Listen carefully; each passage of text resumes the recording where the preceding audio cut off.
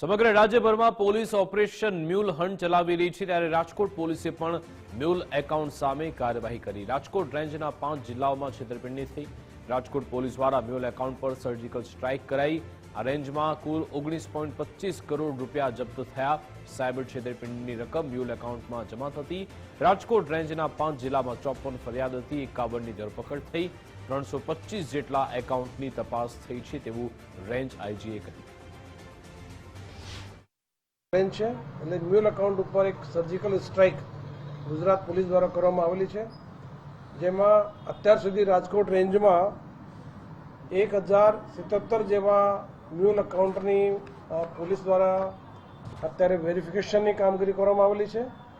તે તમામ પૈકી 54 મ્યુલ એકાઉન્ટ ધારકો વિરુદ્ધમાં ફરિયાદ દાખલ કરવામાં આવેલી છે।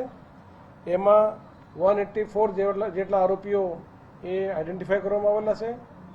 184 પૈકી 51 ગુનેગારોને જે મ્યુલ એકાઉન્ટમાં ગુનેગારો છે એને પકડવામાં આવેલા છે અને બાકી લોકોને વિરુદ્ધમાં એ કામગીરી ચાલુ છે। અત્યાર સુધી લગભગ 19 કરોડ 25 લાખ જેવી માતબર રકમ એ મ્યુલ એકાઉન્ટ મારફતે સાયબર ગુનેગારો એ રકમનો ઉપયોગ કરેલો છે। બાકી જે ખાતા ધારકો બાકી જે મ્યુલ એકાઉન્ટના જે એકાઉન્ટ છે એની વેરિફિકેશનની કામગીરી ચાલુ છે। ગુજરાત પોલીસ દ્વારા તમામ મ્યુલ એકાઉન્ટ ધારકોના વિરુદ્ધમાં પોલીસ કડક પગલાં લેશે।